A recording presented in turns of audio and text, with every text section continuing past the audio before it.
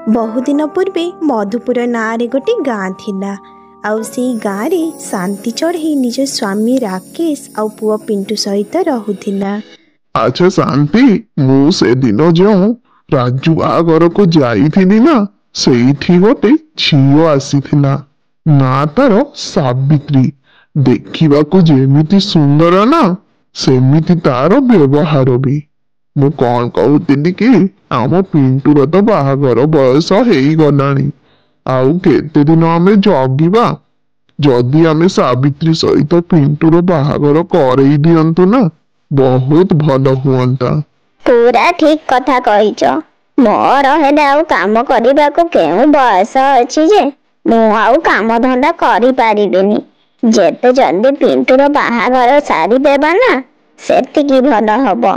तमे आज ही जाई पिंटूर बाहागर प्रस्ताव देई आस। सावित्री आउ पिंटूर बाहागर बहुत धूमधाम रे हुए। बाहागर परे सकाळे विदाय समय आसी पहुंची जाए। समुदनी, मो झियो सावित्री हेला माँ छेउंड झियो। दयाकरी ताकू आपण माँ परी रखिबे। माँ नाही कही मो छुआ एते काम धंदा जानिनी। आपण शाशु घर गला परी माँ ही ताकू सब जिनिस शिखेइबे। देखिबे मो झियो बहुत भल, से सब किछि शिखि जिवो। छी छी समुदी, की कथा कहउचंती। मु जदि सावित्री को नउछि ना, से मोर बहु कम झियो अधिका हेई रहिबो। आपण सेथिपाई निश्चिंत रुहंतु। आपण तो जानिचंती मोर खाली गोटिए पुओ। आपणक झियो मो घरे बहुत सुखरे रहिबो। आपण सेथिपाई निश्चिंत हेई जांतु। बापा, मु तमको छाड़ी केबे एबे कुआडे जाइनी। आज शाशुघर को जेते बेले जाउची मते तम पाई बहुत चिंता लागुची। तमे घरे एकुटिया केमिति रहिबो, केमिति रंधा बड़ा करी खिया पिया करिबो। बापा, मते तो बहुत चिंता होउची। सावित्री, तमे जमारू कांदनी। आज जेतेबेले मु तमर हाथ धरी नेउछि, मु तम बापांकर ज्वाई नुह। मु तम बापांकर सबुदिन पुओ ही जत्न नेबी। आमे मझिरे मझिरे बापांकु देखिबाकू आसीबा। ज्वाई पुओ, मु तमको मो झियो देली। तार दुख सुख कथा सब तमे बुझिबो। मु तो बुढ़ा हेलिनी, मोर कौन अछि। मु एकुटिया जेमिति हेले रही जिबी। हेले तमे दी जण सुखरे रुह। बाहागर परे सावित्री विदाय नहीं शशुर घर को चली जाए। शशुर घरे से किछि दिन भितर सब किछि काम शिखी जाए। गटे दिन सासु बहु खाइबाकू बसी थांती।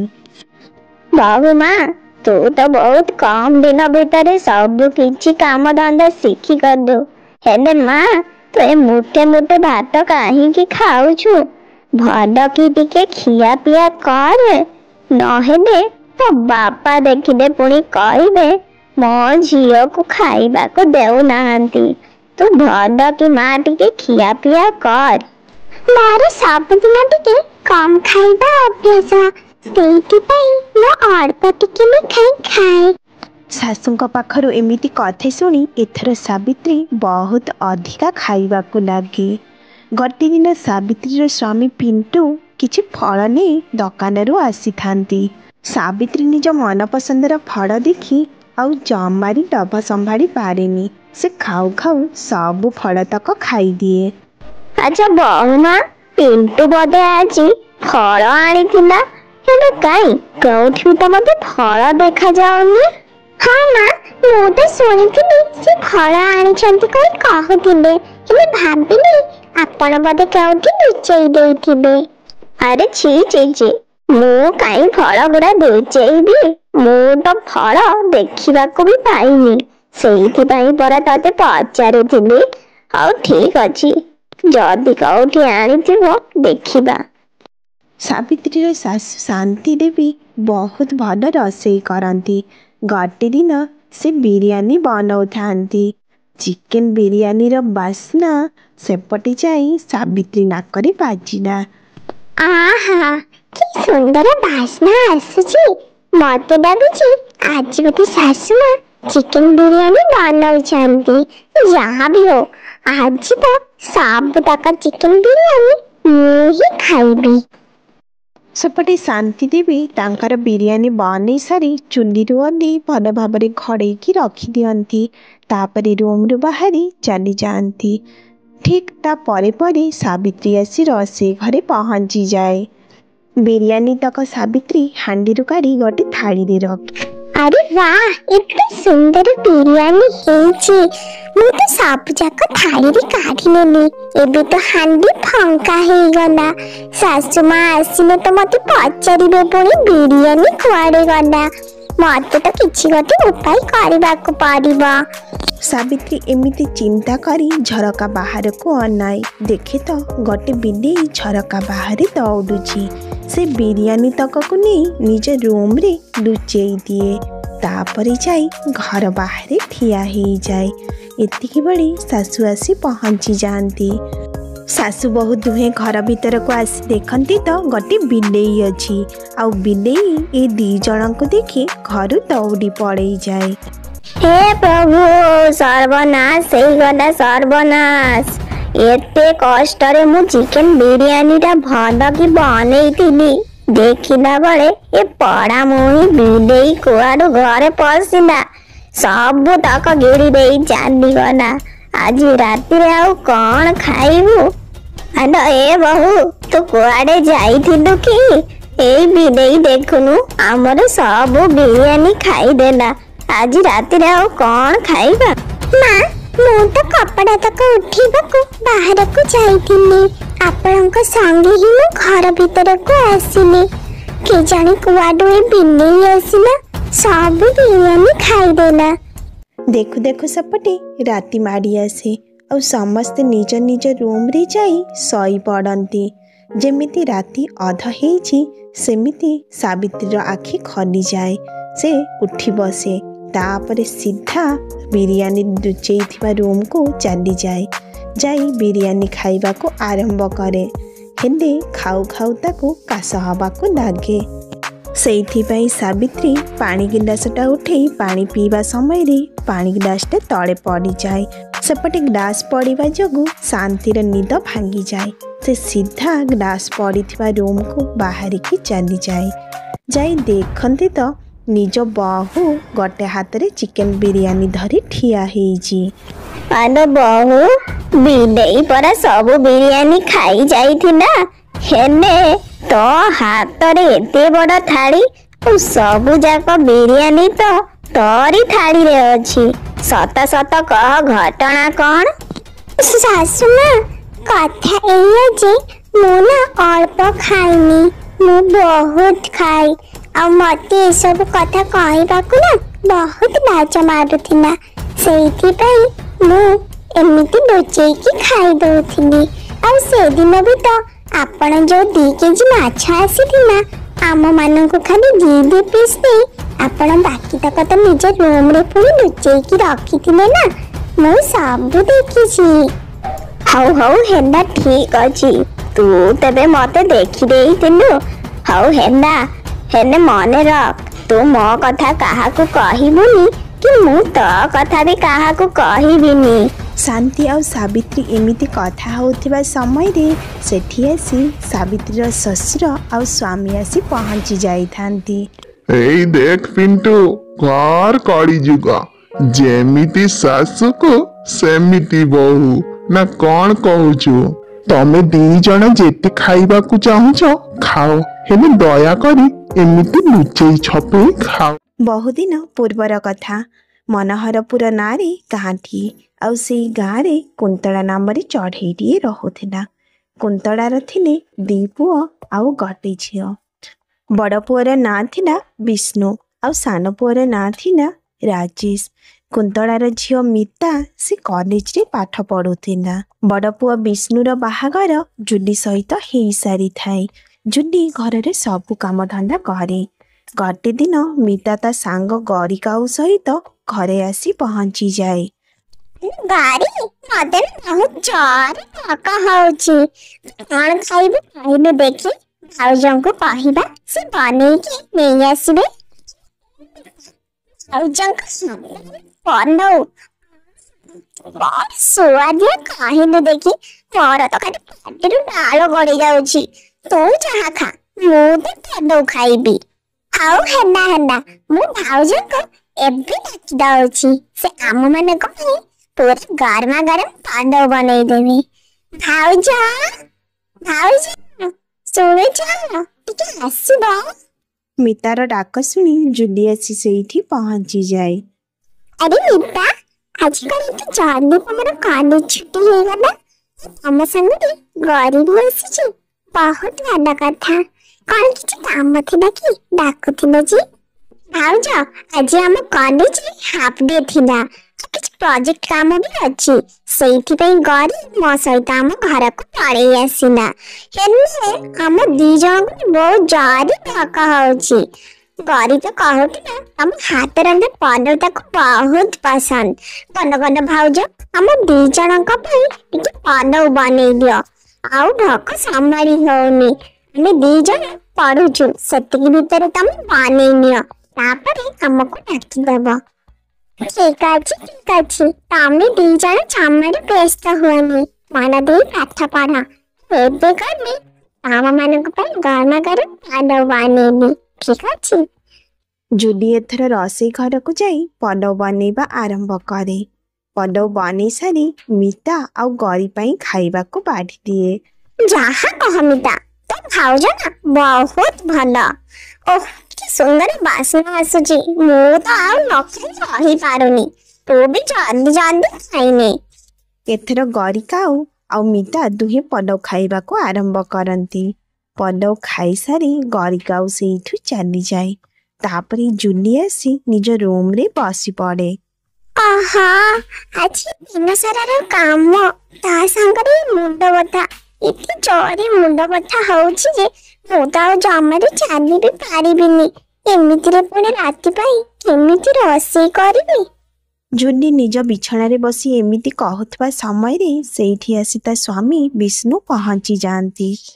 ଆଚ୍ଛା ଜୁଲି, ଆଜି ମୋ ସାଙ୍ଗର ଜନ୍ମଦିନ ଅଛି, ସେ ସେଇଥିପାଇଁ ତାର ପାର୍ଟି ଦଉଛି। ମୁଁ ଏବେ ପାର୍ଟିକୁ ଯାଉଛି। ଆଜି ରାତିରେ ମୋ ପାଇଁ ରୋଷେଇ କରିବନି, ମୁଁ ଘରେ ଖାଇବିନି, ଠିକ ଅଛି? ହଉ ଠିକ ଅଛି, ମୁଁ ତମ ପାଇଁ ରୋଷେଇ କରିବିନି, ହେଲେ ଅଧିକା ରାତି କରିବନି, ଜଲ୍ଦି ପଳେଇ ଆସିବ। ଏଥର ବିଷ୍ଣୁ ପାର୍ଟି ଯିବାକୁ ବାହାରି ଯାଏ। ଏବେ ତ ସମୟ 7ଟା ହେଇଛି, ଏବେ ତ ପାର୍ଟିକୁ ଚାଲିଗଲେ। ରାଜେଶ ଯାଇ ରାତି 10ଟାକୁ ଆସିବେ, ତାପରେ ଯାଇ ମା ଆଉ ରାଜେଶ ମିଶି ସାଙ୍ଗ ହେଇ ଖାଇବେ। ସେତିକି ଭିତରେ ମୁଁ ଟିକେ ବିଶ୍ରାମ ନେଇନିଏ, ମୁଣ୍ଡଟା ବହୁତ ଜୋରରେ ବିନ୍ଧୁଛି, ନହେଲେ ମୁଁ ଆଉ ରାତି ପାଇଁ କିଛି ଏନେ ବନେଇ ପାରିବିନି। ଜୁଲି ଏମିତି ଚିନ୍ତା କରି ବିଛଣାରେ ଗଡ଼ି ପଡ଼େ। ଆଉ ଗଡୁ ଗଡୁ କେତେବେଳେ ଜୁଲିର ଆଖି ଡାକି ଯାଇଛି ସେ ବି ଜାଣିପାରେନି। ଦେଖୁ ଦେଖୁ ସକାଳ ହେଇଯାଏ। ସେତେବେଳେ ଜୁଲିର ହଠାତ୍ କି ନିଦ ଭାଙ୍ଗେ। ଜୁଲି ଗାଧୁଆ ପାଧୁଆ ସାରି ଦେଇ ସିଧା ଯାଇ ରୋଷେଇ ଘରେ ଦୌଡ଼ିକି ପଶିଯାଏ। ଜୁଲି ଦେଖେ ତ ରୋଷେଇ ଘରେ ସେ ଯେମିତି ଜିନିଷ ଛାଡ଼ି ଯାଇଥିଲା ସେମିତି ସବୁ ପଡ଼ି ରହିଛି। ହେ ଭଗବାନ, ମୁଁ ଏ କଣ କଲି? ମୁଁ କାଲି ନିଦରେ ପୁରା ଶୋଇ ପଡ଼ିଲି। ତାମାନେ ମା ତ ଖାଇ ନଥିବେ, ମା ତ କହିଥିଲେ ରାଜେଶ ଆସିଲେ ଯାଇ ସେମାନେ ଦୁହିଁ ଖାଇବେ କହି। ମୁଁ ତ ଆଉ ଉଠିନି, ମାଙ୍କୁ ଖାଇବା ନବାକି ଦେବି ତ ସେ ଖାଆନ୍ତିନି, ଆଉ ମା ଖାଇସାରିବା ପରେ ହିଁ ମୁଁ ଖାଏ। ତେବେ ମତେ କଣ କେହି ଉଠେଇଲେନି? ମା ତ ବହୁତ ରାଗି ଯାଇଥିବେ, ଏବେ ତ ମତେ ବହୁତ ଗାଳି କରିବେ। ଯାହା ବି ହଉ, ମାଙ୍କ ପାଖରୁ ଟିକେ ବୁଲି ଆସେ। ଜୁଲି ଏମିତି ବହୁତ ସାରା କଥା ଚିନ୍ତା କରି ଯାଇ ଶାଶୁ କୁନ୍ତଳା ପାଖରେ ପହଞ୍ଚିଯାଏ। ମା, କାଲି ରାତିରେ ଆପଣ ଖାଇବା ଖାଇବା କାଲି ରାତିରେ ରାଜେଶ ପରା ବାହାରୁ ପାର୍ସଲ 2ଟା ନେଇ ଆସିଥିଲା।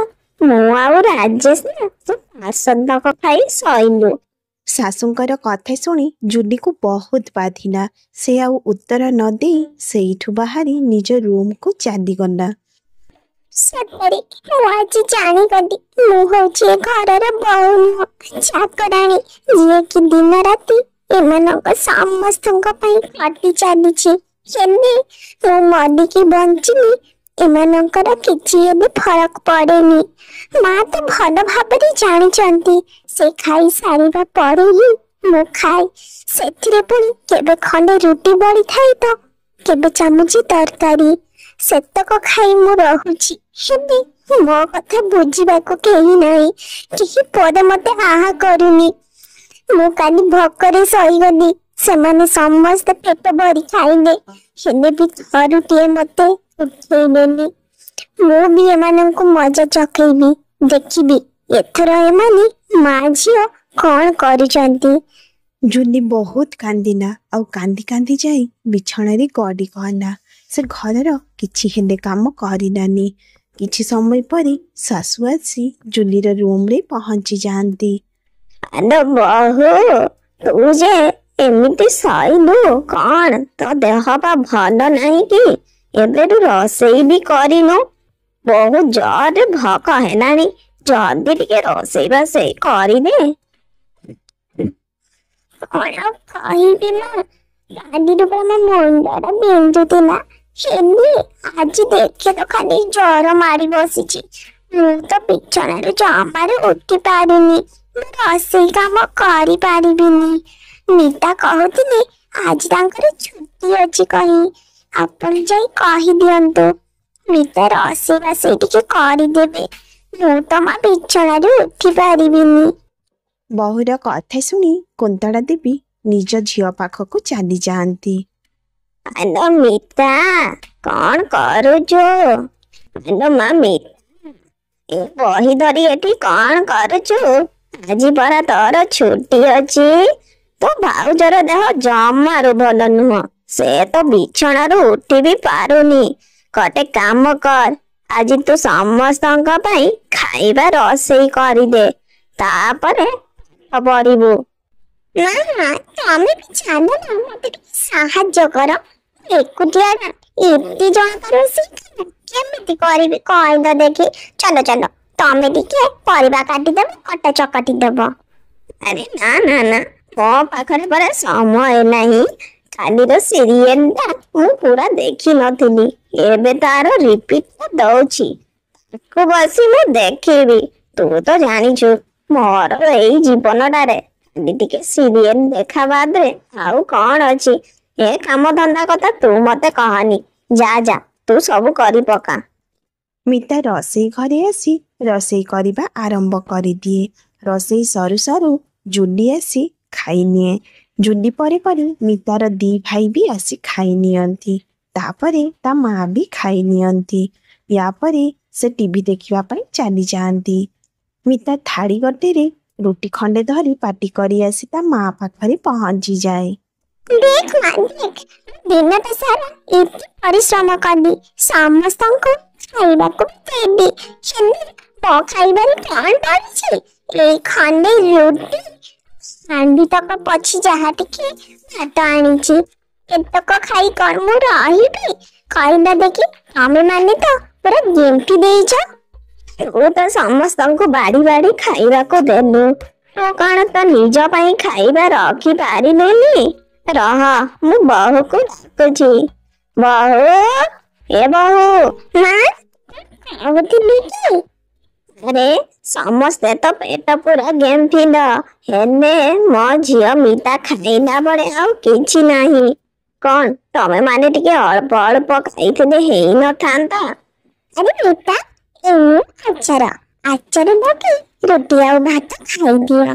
ଏଇ ଛୋଟିଆ କଥା ପାଇଁ କଣ ଘରେ ଝଗଡା କରିବା ନା କଣ? କଷ୍ଟରେ ସମସ୍ତଙ୍କ ପାଇଁ ରୋଷେଇ କଲି, ମୁଁ ଖାଇଲା ବେଳେ ପେଟ ପୁରା ଖଲି ଖାଇ ବି ପାରୁନି। ମତେ କଣ କାନ୍ଦ ଲାଗିବନି? ମୁଁ ତ ସମସ୍ତଙ୍କୁ ଗାଳି କରିବି। ଦେଖ ମିତା, ତମକୁ ଏସବୁ ଶିଖିବାର ଅଛି। ତମେ ତ ଆଜି ଏ ଘରର ଝିଅ ଅଛ, ହେଲେ କାଲି ଆଉ କାହା ଘରର ବୋହୂ ହେବ। ସେତିକି ବେଳେ ତମ ଭାଗ୍ୟରେ ବି ଏମିତି ଶୁଖିଲା ରୁଟି ଖଣ୍ଡେ ପଡିବ, ତ କେତେବେଳେ ଭାତ ଥିବ ତ ତରକାରୀ ନଥିବ। ମୁଁ ବି ତ ସେମିତି କରି ହିଁ ଚଳୁଛି। ଆଉ ତମେ ଯଦି ଏବେରୁ ଅଭ୍ୟାସ କରିବ ନା, ହେଲେ ତମ ଦିନ ଗୁଡା ଏମିତି ହିଁ ବିତିବ। ହଁ ମିତା, ଆଉ ତମେ କଷ୍ଟ କରିବା ବି ଶିଖିଯାଅ, କାହିଁକି ନା ଶ୍ୱଶୁର ଘରେ ଯେତେ ଖଟିଲେ ବି ନା କେହି ହେଲେ ତମକୁ ଆହାପତି କରିବେନି। ନିଜ ସ୍ୱାମୀ ବି ତମକୁ ଖାଇଛ କି ନାହିଁ ପଚାରିବନି। ସେଇଥିପାଇଁ ତମେ ଜମାରୁ ମନ କଷ୍ଟ କରନି। ଧୀରେ ଧୀରେ ଏସବୁ ତମେ ଶିଖିଯିବ। ଜୁଲି ମୁହଁରୁ ଏମିତି କଥା ଶୁଣି ଶାଶୁ କୁନ୍ତଳା ଆଉ ନଣନ୍ଦ ମିତାର ମୁହଁ ଏକଦମ ଚୁପ୍ ହେଇଗଲା। ସେମାନେ ନିଜର ଭୁଲକୁ ଭଲ ଭାବରେ ବୁଝିପାରିଲେ। ତା ପରଦିନ ଜୁଲି ନିଜ ଶାଶୁ ପାଇଁ ଖାଇବା ବାଢ଼ିଦିଏ। ଆରେ ବୋଉ ମା, ସମସ୍ତେ ତ ଖାଇ ସାରିଲେଣି। ତୁ କଣ ଆଉ ଏକୁଟିଆ ପଛରେ ଖାଇବୁ? ଗଡୁ ଗଡୁ ତୋର ବି ଥାଳି ଲଗେଇଦିଏ। ଆମେ ଦୁହେଁ ସାଙ୍ଗ ହେଇ ଖାଇ ନେବା। ଏଥର ଜୁଲି ନିଜ ଶାଶୁ ଘରେ ବେଶ ଖୁସିରେ ରହିଲା।